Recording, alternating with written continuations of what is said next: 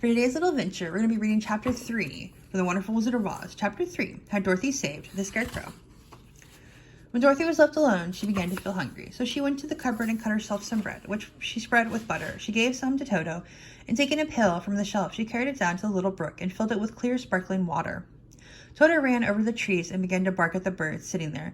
Dorothy went to get him, and she saw delicious fruit hanging from the branches as she gathered, some of it finding it just what she wanted to help out her breakfast. Then she went back to the house, having helped herself and Toto to a good drink of the cool, clear water. She set about making ready for the journey to the City of Emeralds. Dorothy had only one other dress, but that happened to be clean and was hanging on a peg beside her bed. It was gingham, with the checks of white and blue, and although the blue was somewhat faded with many washings, it was still a pretty frock. The girl washed her face carefully, dressed herself in the clean gingham, and tied her pink sunbonnet on her head. She took a little basket and filled it with bread from the cupboard, laying a white cloth over the top. Then she looked down at her feet and noticed how old and worn her shoes were. "They surely will never do for a long journey, Toto," she said, and Toto looked up into her face with his little black eyes and wagged his tail to show he knew what she meant. At that moment, Dorothy saw lying on the table the silver shoes that had belonged to the Witch of the East. "I wonder if they will fit me," she said to Toto. "They would be just the thing to take a long walk in, for they could not wear out." She took off her old leather shoes and tried on the silver ones, which fitted her as well as if they had been made for her. Finally, she picked up her basket. "Come along, Toto," she said. "We will go to Emerald City and ask the Great Wizard how to get back to Kansas again." She closed the door, locked it, and put the key carefully in the pocket of her dress. And so, with Toto trotting along soberly behind her, she started on the journey. There were several roads nearby, but it did not take her long to find the one paved with yellow brick. Within a short time, she was walking briskly toward the Emerald City, her silver shoes twinkling merrily on the hard yellow roadbed. The sun shone bright and the birds sang sweet, and Dorothy did not feel nearly as bad as you might think a little girl would have been suddenly whisked away from her own country and set down in the midst of a strange land. She was surprised as she walked along to see how pretty the country was about her. There were neat fences at the sides of the road, painted a dainty blue color, and beyond them were fields of grain and vegetables in abundance. Evidently, the Munchkins were good farmers and able to raise large crops. Once in a while, she would pass a house, and the people came out to look at her and bow low as she went by, for everyone knew she had been the means of destroying the Wicked Witch and setting them free from bondage. The houses of the Munchkins were old-looking dwellings, for each one was round with a big dome for a roof. All were painted blue, for in the country of the East, blue was the favorite color. Towards evening, when Dorothy was tired with her long walk and began to wonder where she would pass the night, she came to a house rather larger than the rest.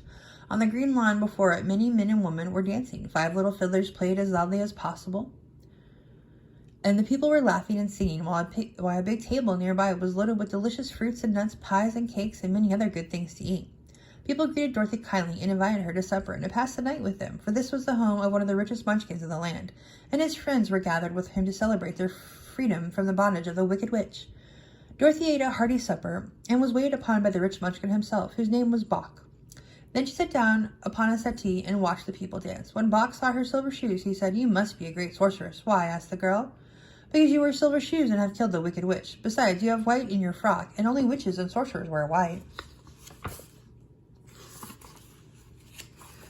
"My dress is blue and white checked," said Dorothy, smoothing out the wrinkles in it. "It is kind of you to wear that," said Bok. "Blue is the color of the Munchkins, and white is the witch color, so we know you are a friendly witch." Dorothy did not know what to say to this, for all the people seemed to think her a witch, and she knew very well she was only an ordinary little girl who had come by the chance of a cyclone into a strange land. When she had tried watching the dancing, Bok led her into the house, where he gave her a room with a pretty bed in it. The sheets were made of blue cloth, and Dorothy slept soundly in them till morning, with Toto curled up on the blue rug beside her. She ate a hearty breakfast and watched a wee Munchkin baby who played with Toto and pulled his tail and crowed and laughed in a way that greatly amused Dorothy. Toto was a fine curiosity to all of the people. They had never seen a dog before. "How far is it to the Emerald City?" the girl asked. "I do not know," answered Bok gravely, "for I have never been there. It is better for people to keep away from Oz, unless they have business with him. But it is a long way to the Emerald City, and it will take you many days. The country here is rich and pleasant, but you must pass through rough and dangerous places before you reach the end of your journey." This worried Dorothy a little, but she knew that only the great Oz could help her get to Kansas again. So she bravely resolved not to turn back. She bade her friends goodbye and again started along the road of the yellow brick. When she had gone several miles, she thought she could stop and rest, and so climbed to the top of the fence beside the road and sat down.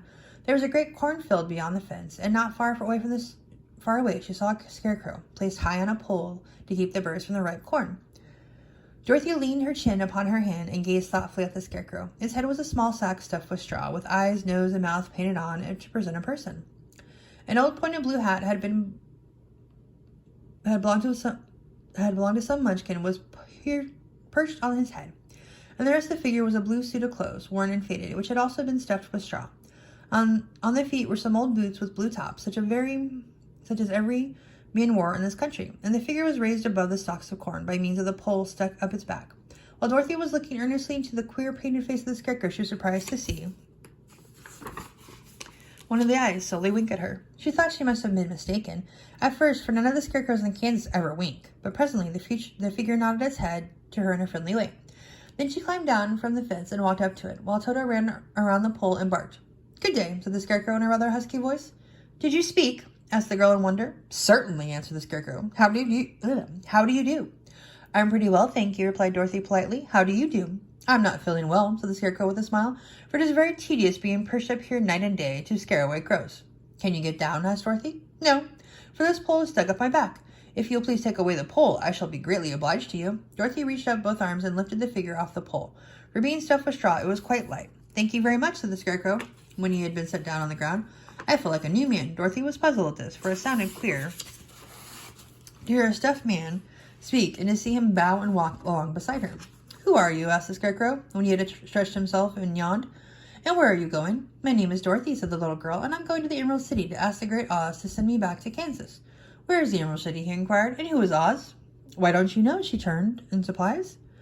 "No, indeed, I don't know anything. You see, I am stuffed, so I have no brains at all," he answered sadly. "Oh," said Dorothy, "I am awfully sorry for you. Do you think," he asked, "if I go to the Emerald City with you, that the Great Oz would give me some brains?"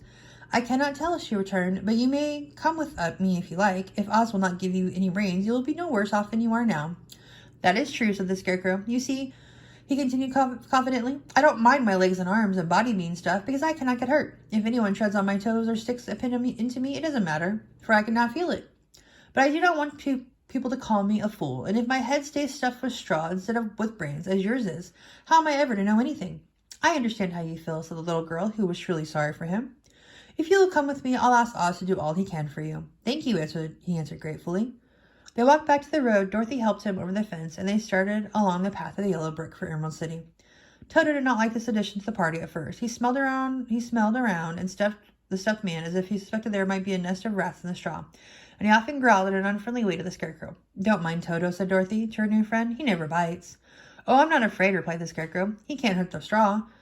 Do let me carry that basket for you. I shall not mind, for I can't get tired. I'll tell you a secret," he continued as he walked along. "There's only one thing in the world that I'm afraid of." "And what is that?" asked Dorothy. "The Munchkin's farmer who made me." "No," answered the Scarecrow. "It's a lighted match."